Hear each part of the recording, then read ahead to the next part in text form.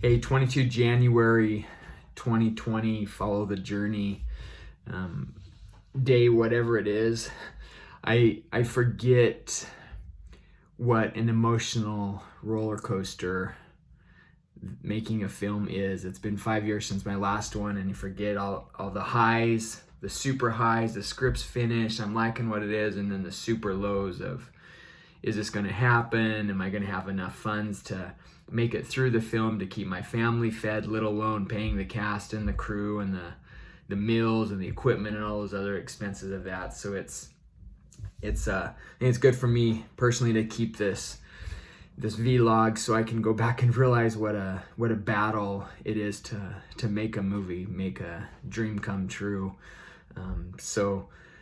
But here I am, lots of doubts at times, lots of faith at times, and regardless, just trying to stay focused with what's that vision in my mind of what this movie's going to be.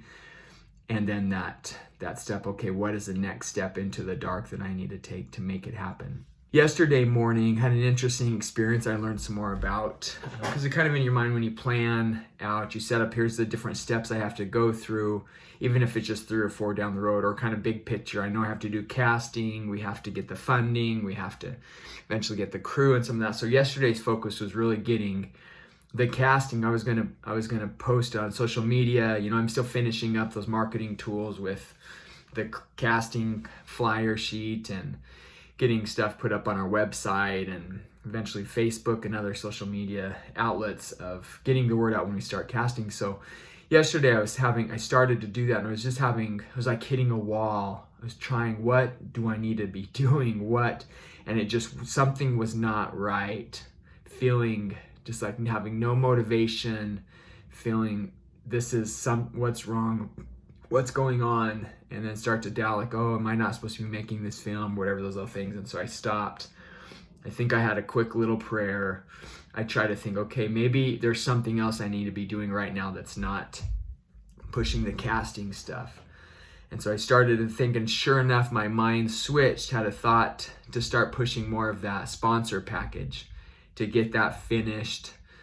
And so I did. I went and I jumped into that. I spent a few hours on that, still battling through InDesign, using new tools that I'm not really familiar with, that somebody else could do very quickly, but because there's no money for that, I'm the one I'm not willing to spend what little bits of money I have on that. I'm willing to spend my money or on my time, on my resources of trying to learn it. So I feel like I got a pretty solid little InDesign page that I can start getting that out to sponsor opportunities and moving forward from there. And so as soon as I made that mental switch, I found the energy, that direction came back, and I started to move forward in that direction. So I did have to stop, pivot, and start moving the other way. So important lesson, I wrote my journal to help me remember, because that's a powerful thing. Sometimes there's just something that's not quite right. And so as the day went on, I had some thoughts and other things I was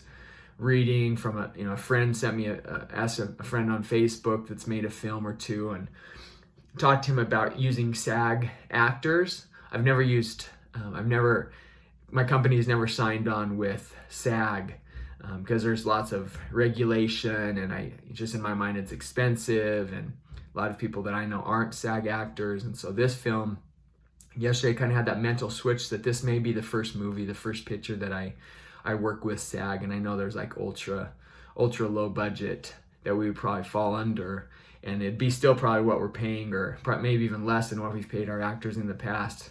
I have to research that, but that was one thing that I didn't know yesterday morning. So me not going through that brick wall when I didn't need to, of pushing the casting along, I came with the thought of I'm changing my casting approach a little bit. I might be going after SAG actors, which doesn't mean we can't use non-SAG. We just have to really look through SAG actors to find who we need, and then those that aren't SAG, then they'll become SAG eligible. Did more research for me things to find out with that. And then the other thing was, we have a handful of actors. There's just a few, I think really 3 or 4 main characters, and then there's a few day players. But all said, there's maybe 14 to 15 actors that have speaking parts. Some of those it's just for 1 or 2 or 3 scenes. And so for us to do a one push of here's all the actors we need, it'd probably be hard for us to handle, us meaning me, to handle getting all those emails and all those submissions coming in, and then going out and doing those auditions on location. And so I'm looking at breaking it into 3 or 4 efforts to go out and find the actors. So the first one might be looking for just 2 or 3, and then I don't know, a few days or a week or so later, I can go back and, okay, now here's the other 3 or 4 actors we're going for. So kind of using a platform to search for those actors. That, to me, I wouldn't have done yesterday morning. I would just blasted it out there. Here's everything, boom, and been off and running. But so following that thought and what my body was reacting, my mind, and things didn't seem quite to line up, being sensitive to that, and then following that, because there's times where I don't. I still made progress in areas yesterday. I regrouped, and now this morning I'm back to going in and putting some of those casting things together at the same time, while I'm still going to be doing the sponsorships and looking for fundraising. So those are the 2 big items right now that I'm going after, is the fundraising and the cast. Yesterday I calendared, so I went on my calendar on the computer. I went through and kind of laid everything out.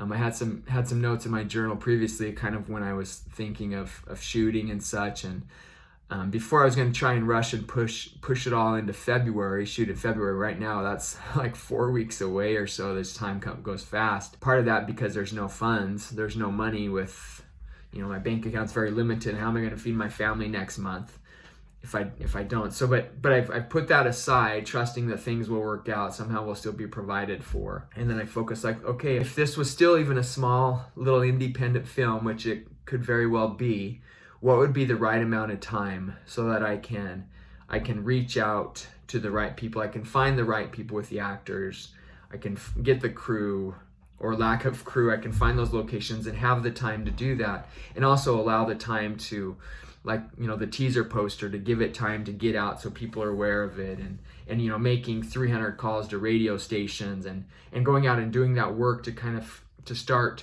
letting people know of the film as we're trying to put the pieces together to make the film.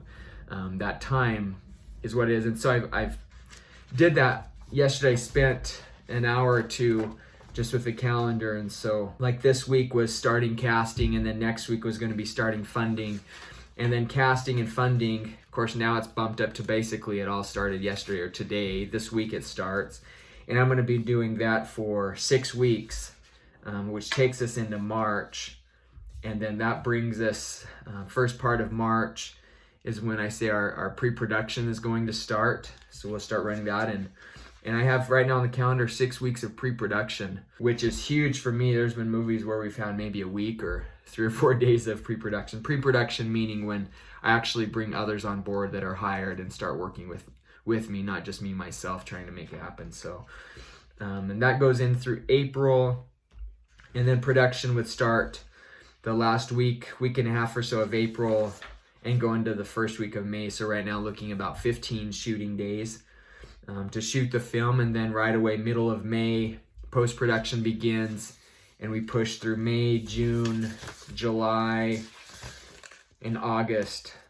August being when the movie is finished. We're on, have all the deliverables ready for theaters, the DCPs, and everything done. So end of August, the movie's complete.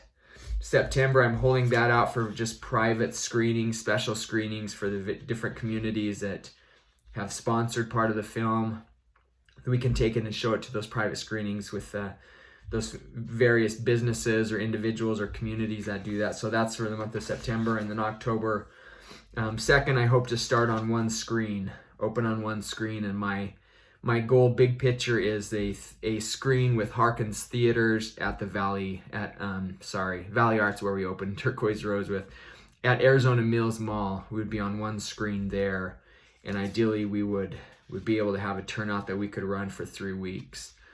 And so that would be the only possibly thing we might be doing, maybe in theaters, is playing in that one screen in October. And then maybe there could be some other private screenings, little one-offs here and there that we're showing during that month as well. And then hopefully that does really well. And then that kicks into opening up on, my goal is on November 6th to open on 6 screens. And so we have the numbers and the support, and it's done well enough on that Arizona Mill screen that we can open up on 6 screens, basically keeping it within the 4 corners. So theater in Durango, Farmington, Gallup, Flagstaff, Tucson, Ruidoso, I think, which is out kind of middle of New Mexico. So those opening on those screens.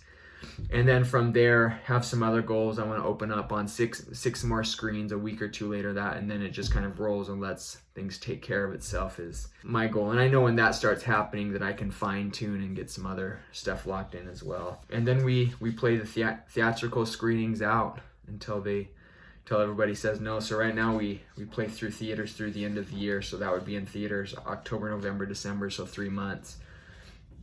And we'll see how that goes. I'm not concerned with going to DVD super fast, especially as the DVD market continues to slowly dwindle and die. I could play this. We'll see how long we can play this. I could play it as long as it's up for. And no, neither Wolf nor Dog has played for over a year.